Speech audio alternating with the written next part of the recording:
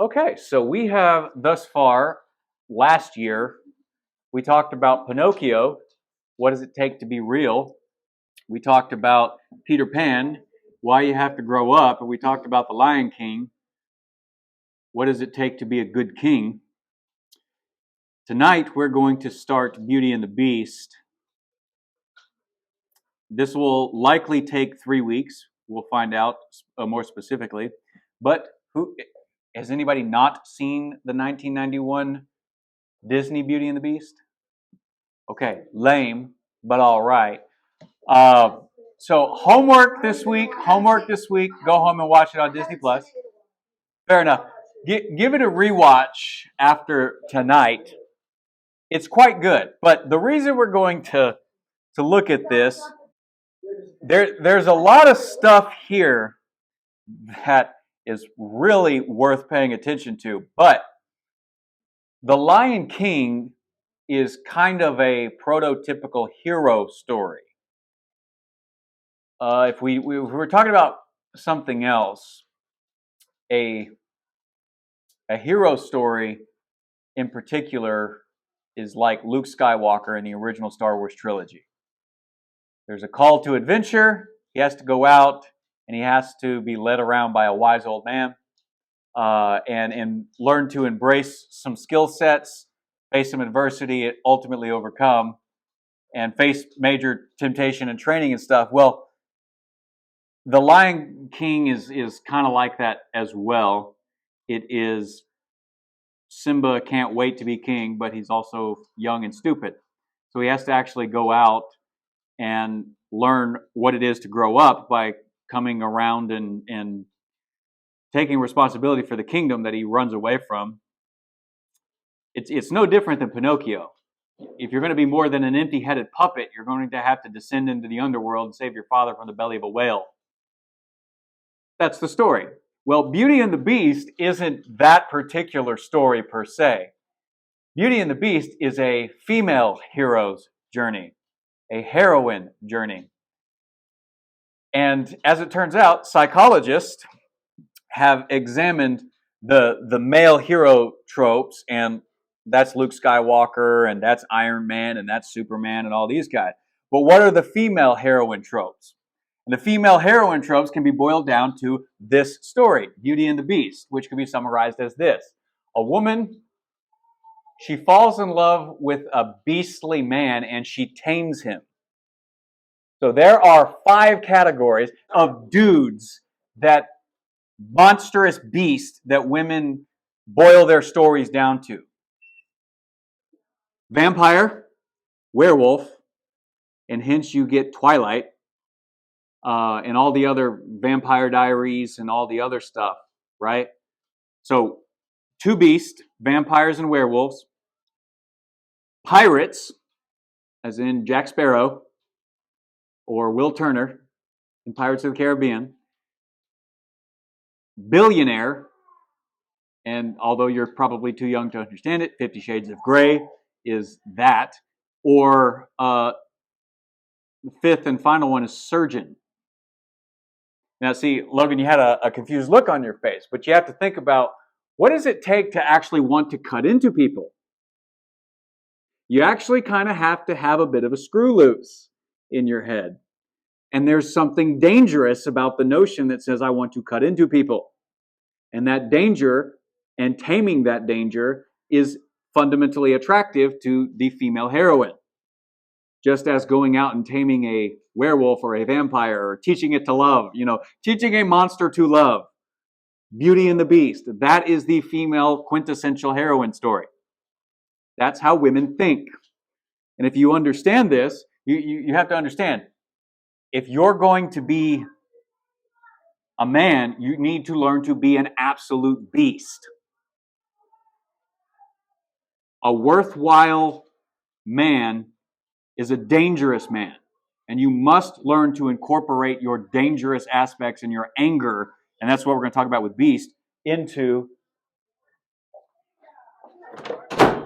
you must learn to incorporate your dangerous aspects and your beastly anger and temper and stuff into useful formats that allow yourself to be tamed or domesticated in a way that women find valuable and useful to themselves. So, what do you notice with this first opening title of Beauty and the Beast? Just look at it. What do you see? Okay, good. A pretty ribbon spelling out beauty, and the beast. And the thing you notice about the beast is that it's frozen blocks of ice. Exactly. Good, Gunner. It's ice cold, and everything that happens around the castle, well, not everything, but a lot of what happens in the castle happens during winter, which is a literary motif for death and rebirth, but we'll get to that when the spring hits. Okay, so this is the opening shot. You're in the forest, you're in the woods, you're in nature. The prologue begins here, and we go from a very animated, realistic shot to zooming in on stained glass. And you notice here, you've got a man over here with his arm reaching out, you've got a woman over here framing the shot. Notice all the plants. They're kind of like, they look like grapes, they're not grapes, they're wilting flowers. And here in the center, you get the main part of the story. So we zoom in here, and you start to get a clearer and clearer shot of a prince, and the narrative, the narration around it starts telling you about this prince. Notice that everything is revolving around the prince in this stained glass. And as we start to get the story, we find out, wait, let me back up. So let me find the right page. You'll notice at the bottom, if you're paying attention, that there is a Latin phrase down here. Vincit qui se vincit. This is the entire story summed up in one Latin phrase. It means he conquers who conquers himself. So at the beginning, we learn this is the arc that he's on. He has to learn to conquer himself, because we get now the narration that says once upon a time there was a prince in an enchanted castle and stuff, and a beggar knocked on the door of his castle one night. And notice she's wearing green. I just want you to pay attention to that. She knocks on the castle, and you see, oh, there's lightning, there's storms and stuff coming around. She needs a place to stay. And she asks the prince to stay there, and I'll give you this rose if you let me stay. And the prince is pompous and arrogant and says, you're hideous, I don't want you in my castle. And so the woman says, don't be deceived, things can be different than the way that they look. And then she says, I'll give you this enchanted rose if you let me stay. And he says, no, go away. He turns her away in her generous gift. So he slams the door in her face. But it turns out she was being a little bit deceptive here. She's an enchantress. And notice, what does her dress look like? A flower blooming. As she is blooming to her enchantress form, her beautiful form, she is a flower blooming, and the prince suddenly realizes he's an idiot, as all men are, right? But we don't know this until a woman graciously points it out to us. So she puts a curse on him and says, you will be doomed to a terrible form like this until somebody comes along who can look past your shallow, visible things and actually love you for what's on the inside, the way that you didn't love me when I came to you in need. And she doesn't just put it on the prince, she puts it on the entire castle. So the area goes from the sunshine on the left over here to the storming on the right. And you see the castle transforming in between. And it goes from the purple colors to the green. And I think in this story, the green color is related to the magic. Whenever you see green, typically in this movie, what you're seeing is them representing something magical is happening. So keep that in mind as we go through there.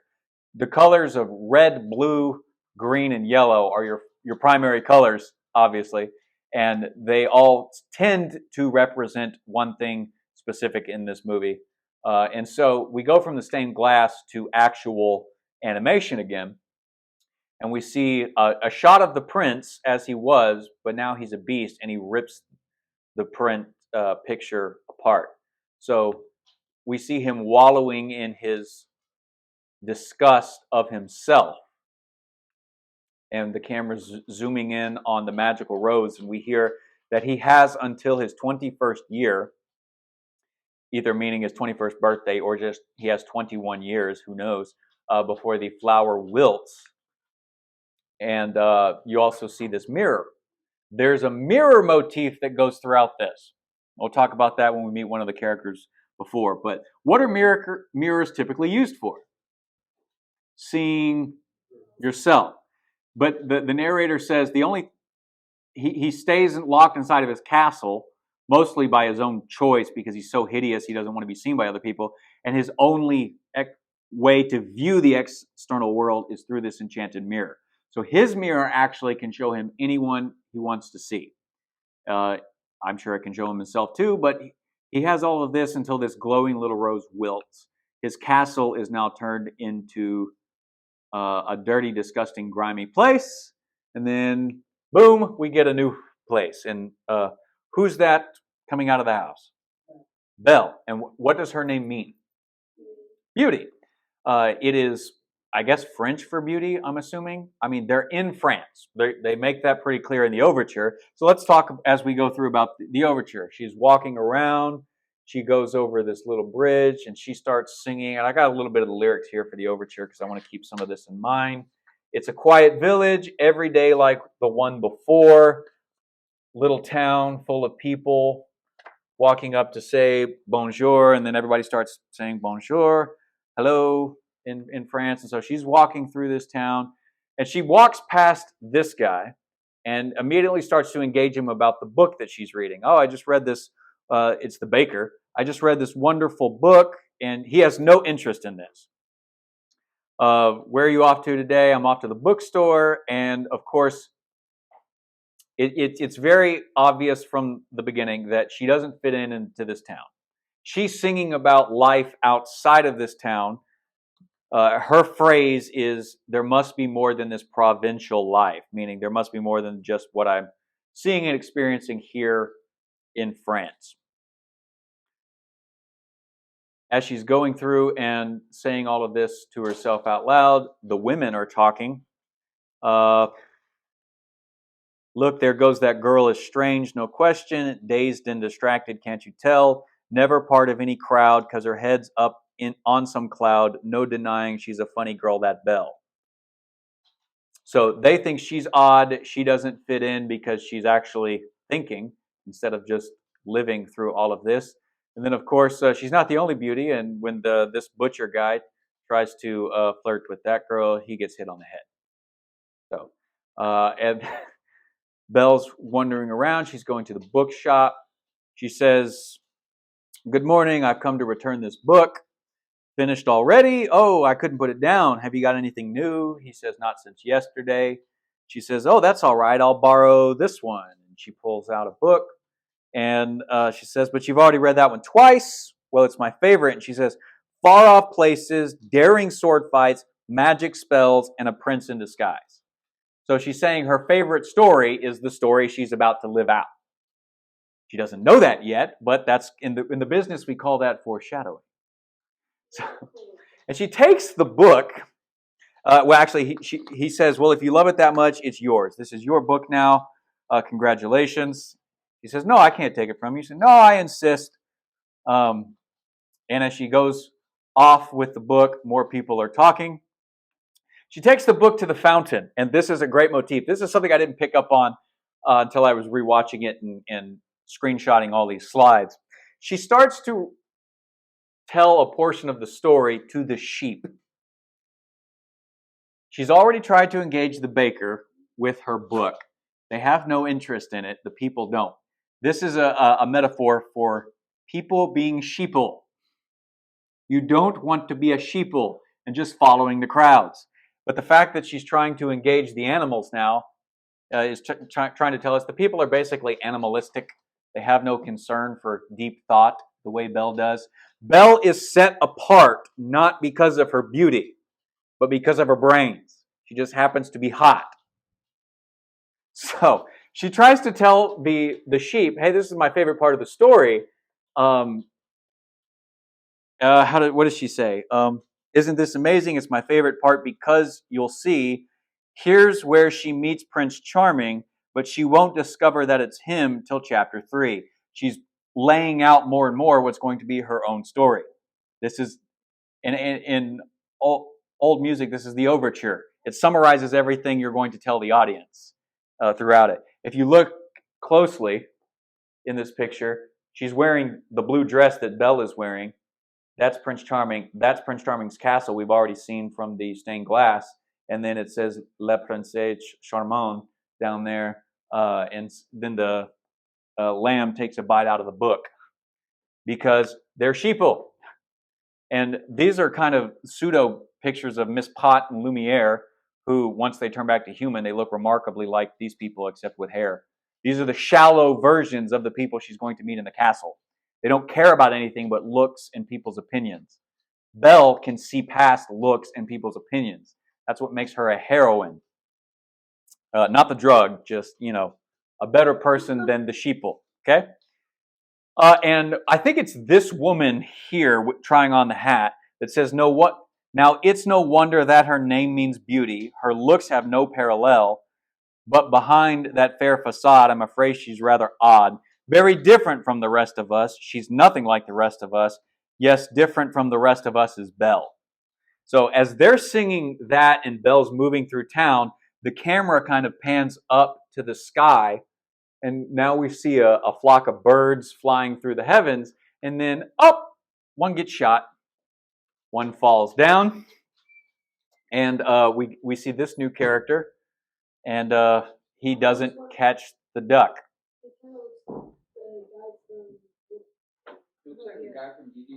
Which guy from Pinocchio? The guy that taught him all the bad stuff. Yes, very much. Lampwick. Yes, his design is very much based on Lampwick. He moves like Lampwick. Remember, Lampwick was the character who's got the bravado. He's not a real boy. He's more real than the empty-headed puppet, but he's trying to teach the puppet all the wrong things. And Pinocchio learns all the wrong lessons. Well, this guy's name is Le Fou, which is Spanish for the fool, which is exactly what Lampwick is in that one. He can't catch the duck in the bag, but he's an idiot. And what makes him an idiot is he idolizes this guy, Gaston, whose name I think means guest in France. I am no good at French. The only French worth reading is Alexander Dumas literature. Anyway, so turns out this duck was being shot by Gaston, and what do you notice? He has a gun. He's in the shadows. What color is he?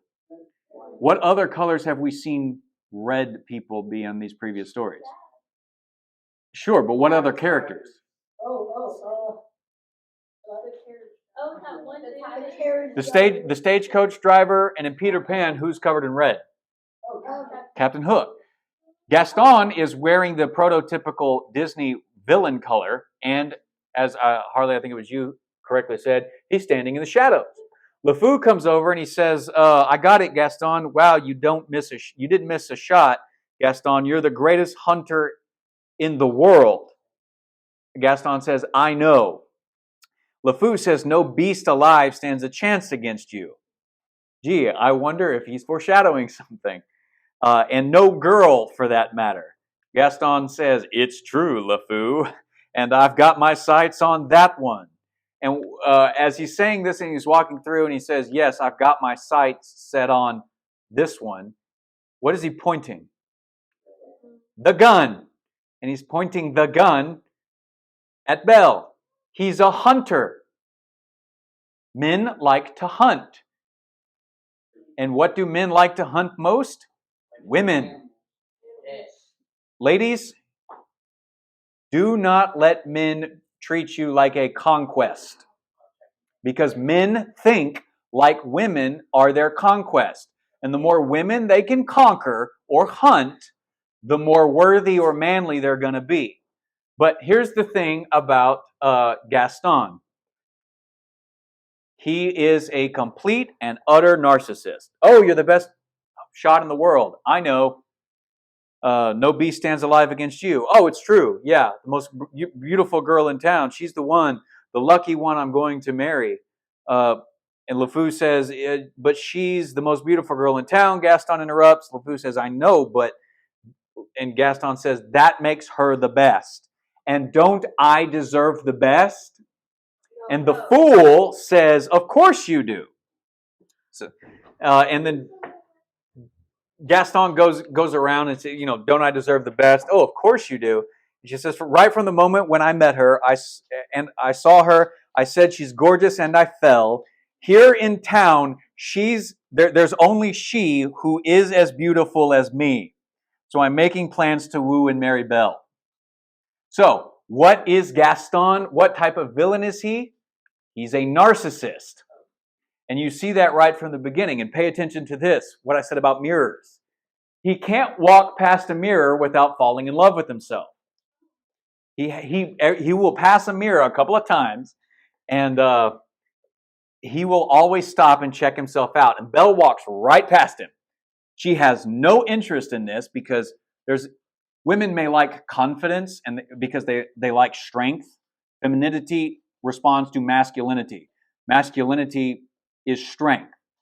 Femininity or beauty or Belle may respond to the beast masculinity or strength, but arrogance and narcissism is not strength. That is weakness. And so she has no interest in this character. She walks right past him and he's so full of himself, he doesn't even notice her. So, they're setting up here the fact that he's fully in love with himself, and the only reason he even cares about Belle is because, well, he doesn't care about Belle. He just wants his next conquest, his next hunt, his next trophy. That's all he cares about. And as we're introduced to him, we meet the three bimbettes.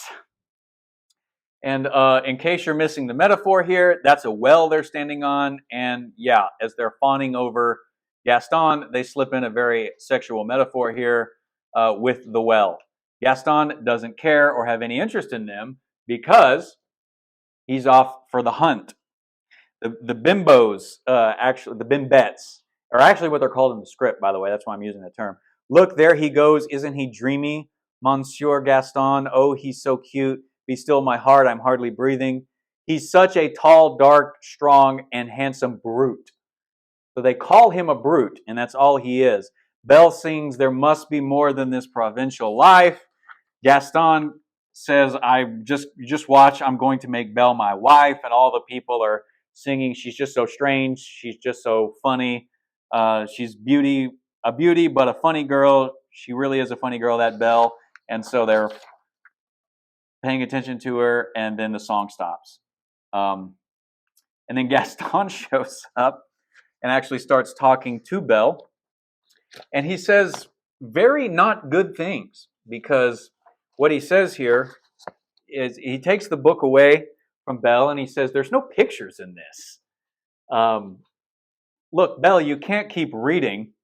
Pretty soon, if a woman starts reading, she starts thinking, and then she starts having ideas. For Gaston, who's not only a narcissist now, but a sexist, he has no interest in thinking, which makes him the exact opposite of Belle, and he tosses her book in the mud. He has no regard for anything intellectual. His only regard is for himself, for his attention, which attracts lesser women, and only lesser women.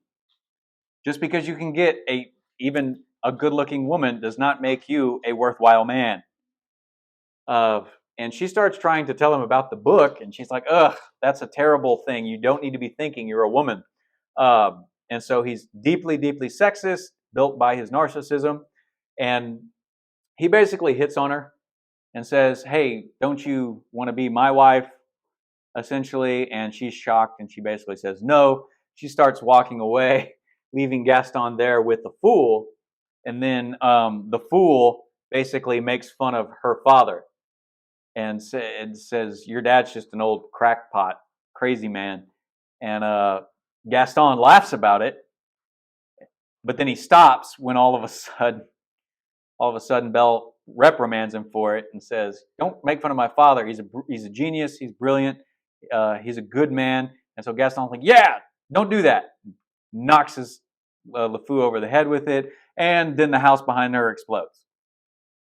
So she runs off, and Gaston and the fool just laugh at him. So we now know everything we need to know at the beginning of this story. The prince is shallow. Gaston is shallow. But Gaston is a whole nother level because he is a complete and utter narcissist. Beauty is Belle is very intelligent. She cares about things beyond what she can see. She's actually using books, and because this is what books are for, so listen to me as I say this. She's using books to actually explore things she can't go out and experience yet. But when she asks for the call to adventure in her own way that's coming up, she will go out and immediately find adventure in her own mind because she's looking for it. It's no different from trying to say, hey, I'm going to... Part of what you can use the Bible for is to understand what exactly is God's call to adventure in your own life. What is the Christian life but one ginormous adventure to go out into the unknown, wrestle some demons in the underworld, tame a little chaos, and actually become more than an empty-headed puppet. All of this is inherent in the story. All of this is inherent in any good story. Male, female, heroine stories are replete with these types of things. So she goes home and unlocks the cellar and opens the door. All the smoke is coming out, and we meet her father, and he's complaining and saying, "I can't get this contraption to work." That's the contraption behind her. Look closely at it, because we will look closely at it in a second. She encourages him and says, "Oh, you'll figure it out," and he gets that look on his face. We talked about eyebrows last year with the Lion King in particular. When the eyebrows arch, you're either angry or you're thinking. And so he gets this thought, "Oh, you think I can do it?" And she says, "Yeah, I think you can do it." And he says, "All right, fine, we'll do it. And go get me something out of that toolbox and bring it here."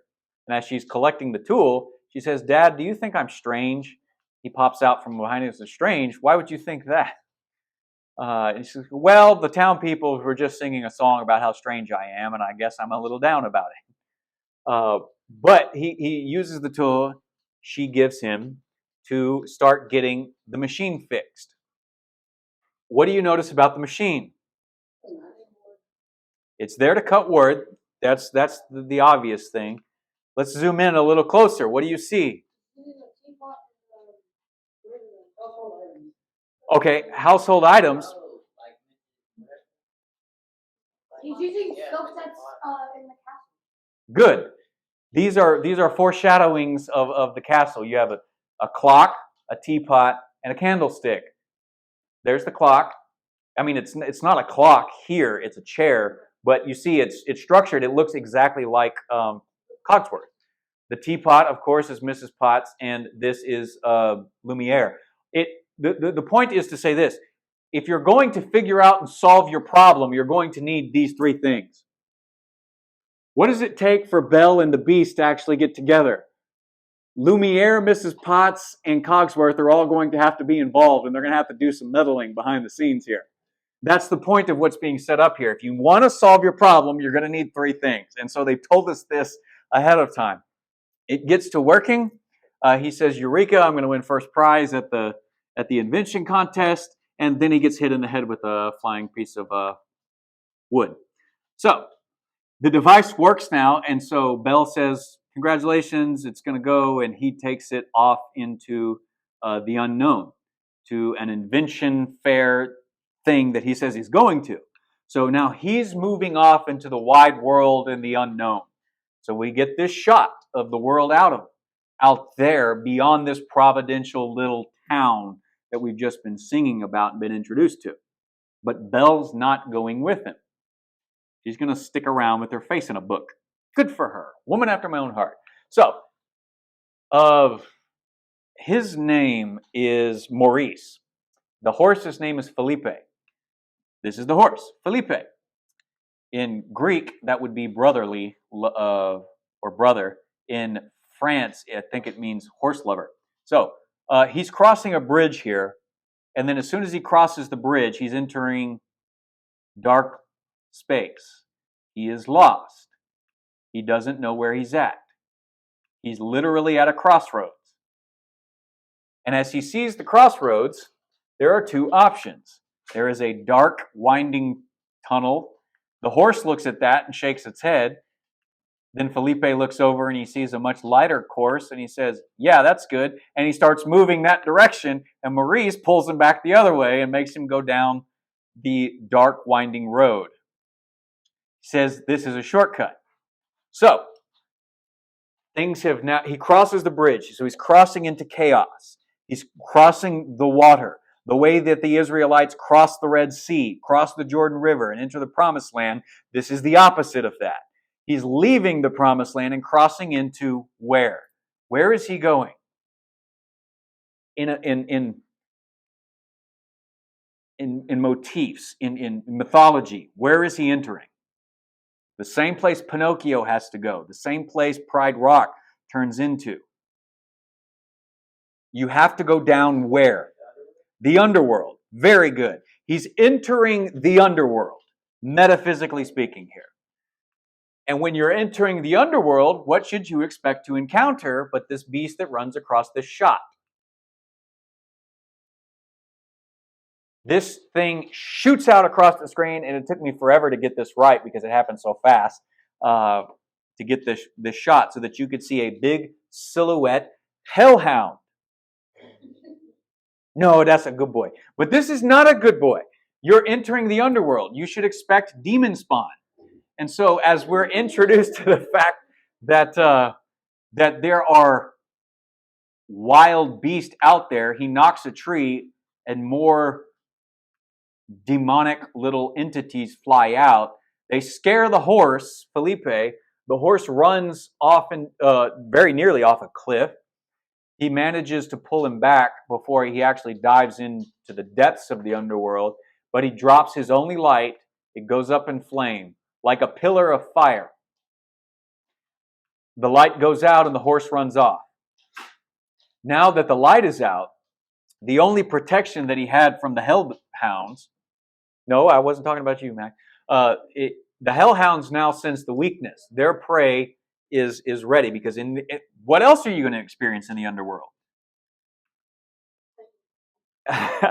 So Maurice starts to travel around, but now he's being hunted. Now the beasts come out, but he manages to run beyond the gates, close the gates on him. They get his foot a little bit, but notice here in this one, as he closes the gates and they're at bay, he drops his hat. So that'll come back into play later. Notice that he's wearing green, and you can see it here on his feet a little more clearly. Everything's tinted in blue, or at least it came out that way when I screen grabbed it. That may not be fair to say on the movie itself, but he's wearing green. And the idea here is that something magical is happening. Providence is taking over. Something is getting us there. The magic is affecting something. And you see this castle. What do you see over the door of the castle? A beast. I mean, it really does look like a lion here. The beast is an amalgam of like a lion, a water buffalo. There's like 6 or 7 animals that they amalgamated to create the beast look. But what do you notice is surrounding the castle? Well, other beasts.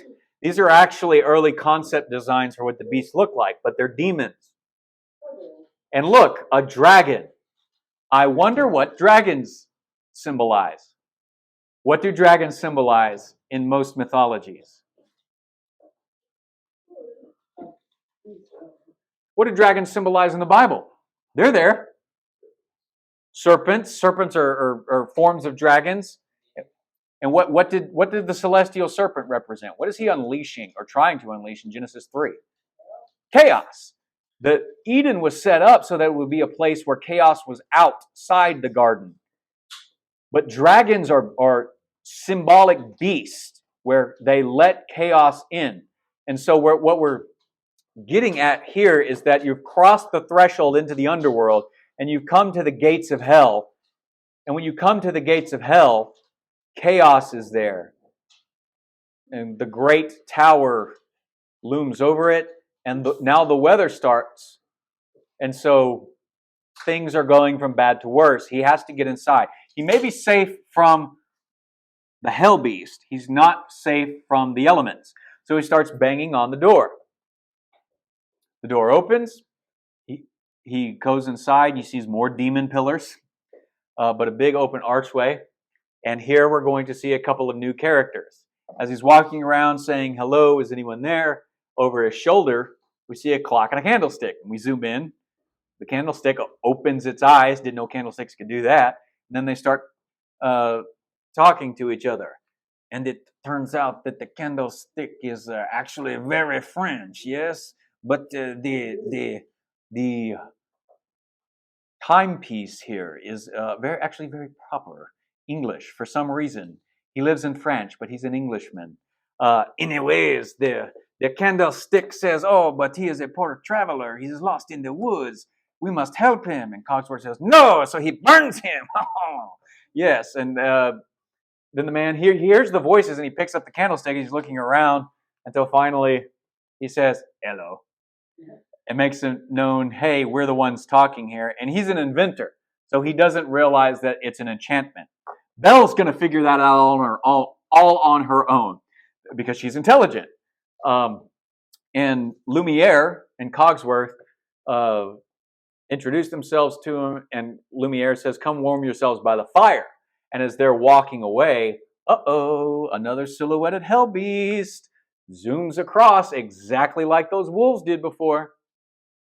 And then finally, as he's sitting there by the fire, we meet two new people, Mrs. Potts and Chip the Cup. And you'll notice if you go back to that picture of the machine, the axe had a chip in it.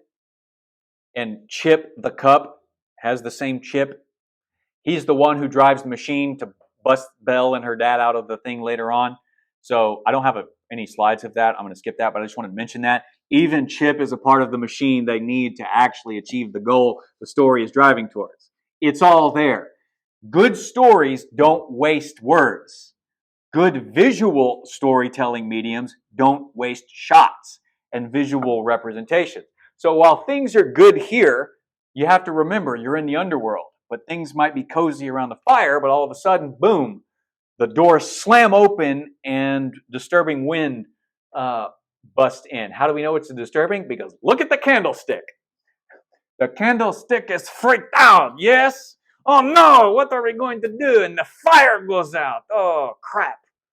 And the silhouette comes and you see a horned silhouette beast rise above the chair. And the camera pans and you see a giant buffalo, bison, lion, cheetah amalgamation with horns stalking in. And notice, what color is his cape? It looks more black on the slide for sure. It's mostly red. It just came out black. But you can see the inside of it is more red than the outside. But just you'll see in other shots probably more clearly, it actually looks more red. Here it's dark because the fire went out, so it probably looks blacker. But it certainly is red, but is also supposed to look black, darker in this shot, so that you think worse thoughts about this creature. Oh, master, he was just a lone traveler. We were just trying to help him get out of the cold. And he turns the chair around and, says, you can't be here. He's yelling. He's growling. He's angry. And why shouldn't he be? Who is this man in my home? And he stalks him like the hell beast outside. So you're out of the frying pan and into the fire as far as the story is concerned. And Maurice tries to run for it. The beast stops him. And then you see a silhouette of this. And the people at the bottom are freaking out. And then it cuts to this. So technically in this, we don't exactly know what happened to Maurice, but you get the sense of what the beast is. And if you actually watch the movie, you actually watch the movie, listen to his voice. Listen to how he growls. He speaks like an animal a lot of the time. So we come to here, and let's see if we can get through this scene and call it a night. So we cut to this. We see Belle's house again, and we see Gaston and the fool are there. Gaston says, "Hey, we've set up my wedding. Now I actually have to go convince the woman or ask her to marry me," kind of thing. So he set this whole thing up and doesn't actually have a yes yet. He's very much decked out in red. And then we see silhouettes of him and his band. They're making the same comparisons that they're kind of just beasts themselves. So it cuts to Belle. She hears a knock at the door, but she's sitting there reading because that's what she does. She hears the knock at the door. She goes to answer, and we see this little contraption. And you see this, and this is a great shot because it is a warped image of Gaston, because Gaston is warped masculinity. Muscles don't make you a man. Hunting doesn't make you a man. Pretty blue eyes don't make you a man. And so Belle naturally does what's right. She rolls her eyes because any worthwhile woman would roll their eyes at such a man. She doesn't open the door. He barges in. He opens the door and crosses the threshold, so he's being very rude. But when you're narcissistic, you don't think about other people. Other people are only there to serve you. And so he opens the door because it's in his way, and he swarms on in all charming like, and a narcissist's worst / best nightmare, a mirror. And he gets distracted, and he looks at this. And I love this shot too, because what you're getting here is that you see one side of his face here, and then you see the caricature, because that's what Gaston is. He is a caricature of masculinity. And he is his own caricature, and he's the only person who cannot see it. Granted, the fool can't see it either, but you're looking at yourself in the mirror. You should be able to see you're not a good person looking back at you. But he can't see it, which is why when he finally draws himself away from it and looks up again, Belle has backed across the room as far away from him as she can get. He comes and he sits down and he starts talking about, "Picture it, Belle," and starts painting her a picture. And as he's doing this, her book there gets his muddy boots on him. So he has not learned anything. He still has no regard for the things she likes. Books. He says, "Picture it, Belle." And he starts telling her about their home, their life together. He kicks off his shoes because he's as rude as can be. Her responses are perfect. And he says, we'll have all these dogs and, 6 or 7 of them. And she says, "Dogs?" And she says, "No, Belle, strapping young lads like me." Because to a narcissist, your kids are nothing more than an extension of yourself. All people are there to make you look good, to serve your needs. So the boys must be like the man. But she has no interest in that, as we can tell on her face. So the hunter drives her into a corner and literally corners her. But she's smart, so she gets out of it, and she goes all the way across the room back to the door because she's smart. But the hunter is on the prowl. So he stalks back across the room and corners her again, and she says, "The truth is, Gaston, I'm just not worthy of you." Because the only thing that you can tell a narcissist that he'll actually listen to are good things. But she does something great. She goes for the doorknob, and while he's leaned up there and just goes in for the kiss, she opens the door and he falls out straight into the mud. And then she throws out his boots, and the peasants rejoiced. Yeah. And in case you missed the metaphor, He rises out of it with a pig on his head, because what is Gaston if not a complete and utter pig? Now look at him. Notice from these pictures, what shade is he turning? Well, he's wearing red. Orange? Green? He, okay, because he's been in what? So really, although it's light and it's hard to see, he's turning brown. And again, these are screenshots that I took. They may not have turned out that well, but you can probably more clearly see in the movie, he's brown. Who else have we already met who's a big man who's brown? The Beast. So the idea is a comparison between the Beast and Gaston.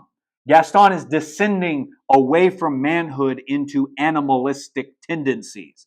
The Beast is an animal who's going to resurrect his humanity. And after Gaston leaves, Belle once again talks about wanting more than what Gaston has offered her. She's again talking to the animals because they're more understanding than people and all this. And she goes out into the countryside and she says there must be more than this provincial life. She's looking for adventure out there. She's looking for something greater. She looks up to the heavens, just like Simba did before Rafiki shows up to take him down into the underworld so that he can come back up again. She looks up to the heavens and she basically calls out for adventure. She does this by picking up a little dandelion, thank you, and she lets it go as she's making her prayer, her request to heaven for something more in life than what she knows and expects. And as it turns out, the line follows the dandelion and Felipe shows up without the father. She immediately picks up on the fact that he's back. He's scared, but there's no dad. And she says, you have to take me to him.